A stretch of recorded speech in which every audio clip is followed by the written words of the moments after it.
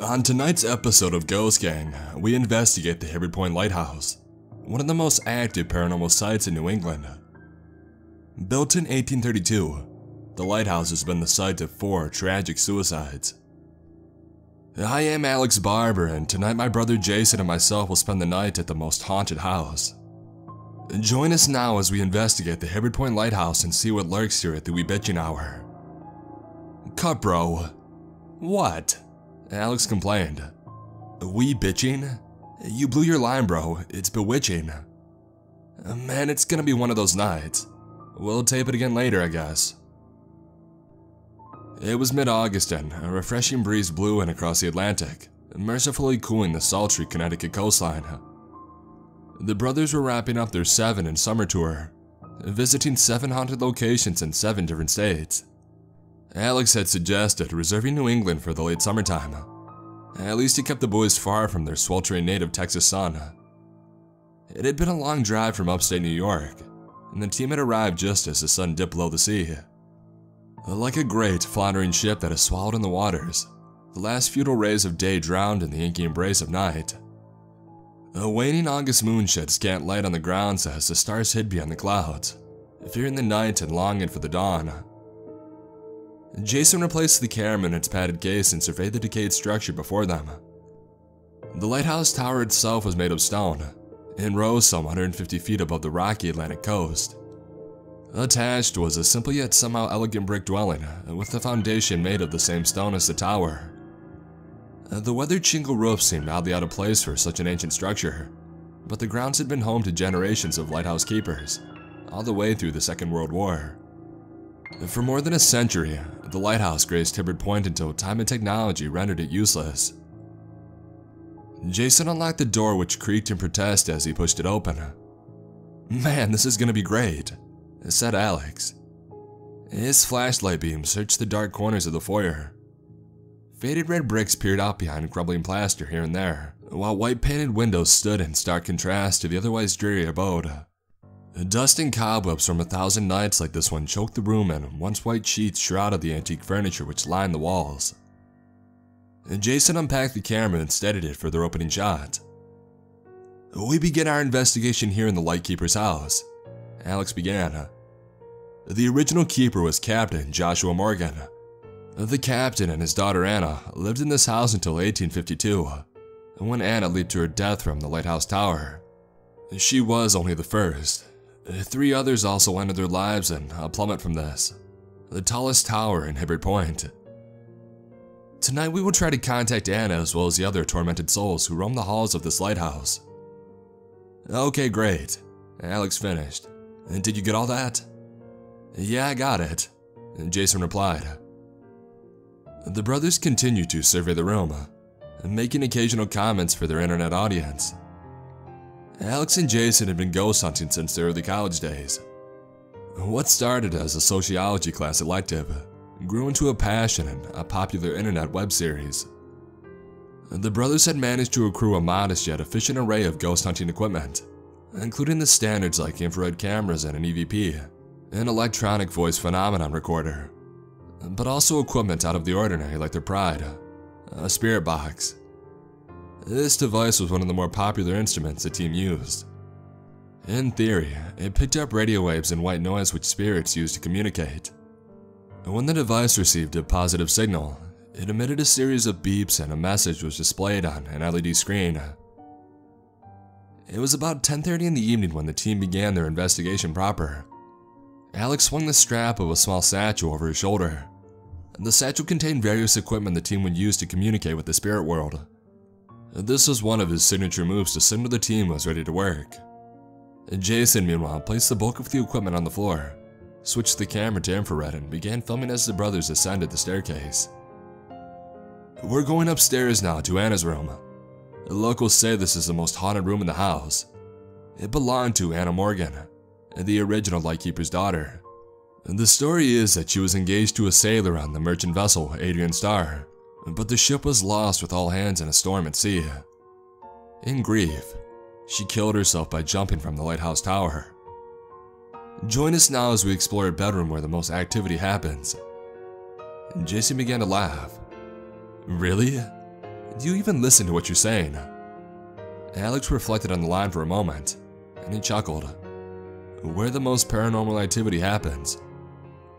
Okay, let's get serious now, Alex said as he pushed the door open. The team entered a modestly furnished room as Victorian standards go. There is a double bed and several pieces of furniture draped in white sheets. A few paintings and photos graced the faded walls as well. Dust covered everything. One of the photos was a daggery type of a young woman, dressed in a long-sleeve gown, typical of the early 19th century American fashion. Her long curled hair wound around her neck and cascaded down her bodice. There is no smile, no joy on her lips. She was a young woman, maybe 20 years old, but one could see that the cares of this world had oppressed whatever happiness she may have had. Her face while plain was not attractive, but her soulful eyes were irresistible. They had that eerie, beckoning quality that at once repel and entice like gazing on some forbidden scene. They spoke of yearning, of requited longing, and mostly of loneliness.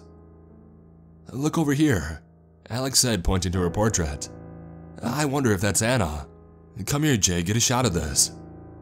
Jason complied, and then he moved back across the room to prepare for Alex's opening monologue. This was Anna Morgan's room, deserted for more than a century following her horrible death. Tonight, we will attempt to communicate with her and once again speak to the spirits of those long dead. Alex had a flair for the dramatic and his internet groupies loved it. We begin our investigation tonight with an EVP. Alex pulled the small device from his satchel, held it out and walked slowly around the room. We're speaking to anyone in this room, he said in a serious tone. If you are here, tell us your name. Silence. We are not here to hurt you, he continued. Tell us, is there anyone here? Jason gasped. Bro, that sheet moved. Alex instinctively spun around, and he turned his flashlight on the covered bureau behind him. Suddenly the top of the sheet moved again with a short, jerky motion. Tell me you're getting this, Alex exclaimed. You know it, man, Jason replied. Alex held the EVP device towards the bureau and said, Tell us your name. Tell us where you're from. All was quiet except for another short jerk of the sheet and a peculiar scratching sound. Wait a minute, Alex said. He grasped the sheet and with one pull removed it from the bureau. A large rat scurried across the dresser, leapt to the floor and disappeared into the surrounding darkness. And both boys frantically jumped back. Holy, that scared the crap out of me. Jason answered. My heart's pounding, it was a rat. He laughed in relief. It was just a damn rat. Alex and Jason both laughed nervously, when their laughter was joined by a third voice. Quiet, Alex said. Listen, listen. The new voice was hushed but distinct, and soft like a whisper within a dream. It was the laugh of a woman. Alex once again held out the EVP. Is that you, Anna? Speak to us if you're here. The laughter faded and once again, the room was silent. Play that back, bro, said Jason. Alex adjusted the EVP recorder and both listened intently. Through the crackling static, the woman's soft laughter emerged. We got it, bro, Jason enthused. Let's set up the spirit box. Jason removed the device from its case and handed it to Alex. You ready to film again, bro? Yeah, let's roll. We just captured a woman's voice on EVP, Alex breathlessly reported. He switched on the EVP recorder again and played the laugh for the camera. We're going to set up the spirit box and try to make contact. Alex turned off his flashlight and once again, the only light in the room was dim, soft moonlight creeping over a solitary window ledge. Speak to us, Anna. Speak into the box and tell us that you're here. In a moment, the device began to beep. Alex held the LED screen to the camera. It read, Cheat. Alex and Jason looked at one another quizzically. Cheat? Said Jason. You sure that thing's set right? Sure, Alex replied. Let me walk around the room with it and see if we're picking up electrical interference anywhere. Jason dutifully filmed Alex with the infrared camera. Nothing, Alex said. as he replaced the device on the uncovered dresser. Anna, did you just say cheat? In a moment, the device buzzed again. Once again, the screen lit up and displayed cheat. Anna, tell us what you mean. Presently, the spirit box buzzed again. It says arid, Alex read. Arid, his brother echoed. What do you mean, Anna? And like a desert, like dry somewhere? Alex coaxed. The spirit box remained silent, but suddenly Jason said, Bro, did you feel that? It got really cold in here. Alex removed a digital thermometer from his pack and took a reading. You're right. It read 64 degrees. It must be at least 75 outside. Alex began moving around the room. 60 over here, 58. He moved towards the doorway as Jason filmed. 52 degrees over here. After a moment, he moved back to the spirit box. It looks like the temperature's stable, and now it's going back up. 56, 59. Suddenly, the box began to beep. Jason moved the camera back to the screen. Aaron, it read. Aaron, Alex realized. Not arid, Aaron. Who's Aaron? Jason asked. The fiancé. Aaron Young, the guy who was lost at sea. Bro, Jason exclaimed with sudden insight. Is she saying that Aaron cheated on her? Whoa, this is getting good. Anna. Alex again addressed the spirit. Did Aaron cheat on you? Both anticipated a quick response, but none came. After a short, fruitless wait, the pair decided to investigate the rest of the house. Except for a few unexplained creaks, their investigation was uneventful. The young men returned to Anna's room and reviewed the footage they made so far. Man, I wish we could get Anna talking again. The internet group loves that kind of stuff. Suddenly Jason cried, Bro, look at this. It's the stuff we shot when you were taking the temperatures. Both brothers intently watched the video. As the camera panned across the room, following Alex, the scene fell on the doorway. There was a transparent arm in the hall. The image was not shadowy or indistinct, but clearly showed the pale white arm and the billowed sleeve of a young woman hidden beyond the wall, with her arm draped around the doorpost inside the room. The scene continued to shift, following Alex, but when he walked back in front of the doorway, the arm was gone. This is great, Alex enthused. Look at that, man. Jason exclaimed. I'm gonna get set up over here by the dresser, so we can get a better view of the door, and maybe we'll catch something else.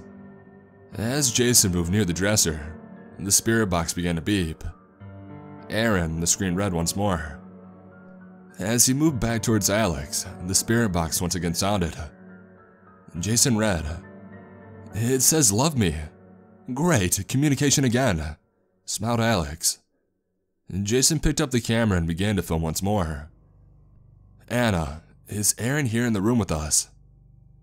After a few seconds, the spirit box beeped again. Jason moved the camera closer for a clear shot of the screen. It says come back, he read. Suddenly the device beeped again and a new message appeared. It says, love me again. Suddenly Alex smiled, as a great epiphany occurred to him. Jay, she talks to the box when you're close to it. She thinks you're Aaron. Seriously? Jason said incredulously. Yeah, try it again. Jason cautiously moved towards the box. A sudden beep startled him. What does it say? Alex asked in anticipation.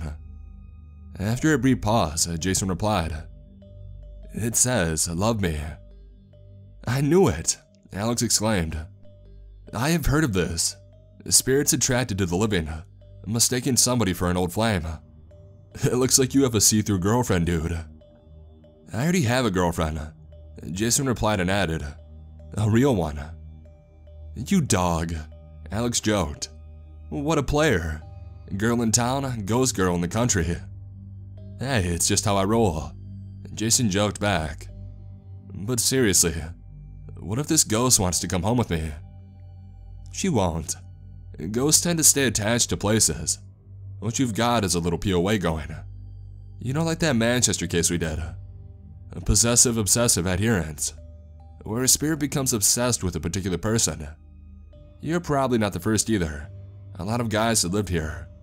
No wonder the other guys offered themselves, Jason remarked. Despite a few other attempts to communicate, the spirit box remained silent. I guess your spirit girlfriend's done for the night. Speaking of spirits, I brought some brewskis, so let's take a break. Right behind ya. Alex and Jason left the room and headed downstairs. Once again, darkness pervaded Anna's room. It was a darkness that was almost tangible, oppressive and frightening. It hung like a vapor in the air, choked the lungs and blinded the eyes. The only sound was the scurry of rats, running as if panicked. The window that looked out over the still Atlantic became opaque with frost which covered it from inside the room.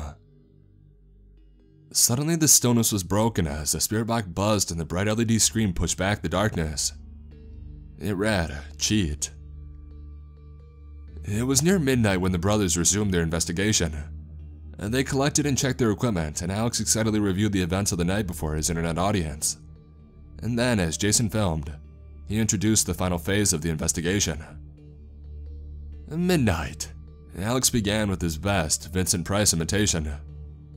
The hour of death. Midnight, when spirits and the powers of darkness roam the earth. Tonight your Ghost Gang crew ascends the lighthouse tower, where 4 sad souls tragically plunge to their deaths. Join us now as we investigate the Hibbard Point Lighthouse Tower and see what still walks in the night. In the rear of the house, just off the kitchen, was an archway that led down a short hall to the door of the lighthouse tower. Above the door, it read, 1832. He maketh the storm a calm, so that the waves thereof are still.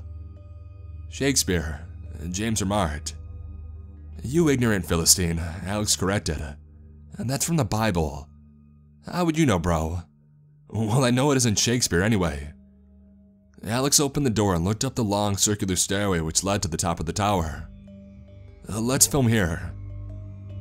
Jason once again steadied the infrared camera as Alex began to speak.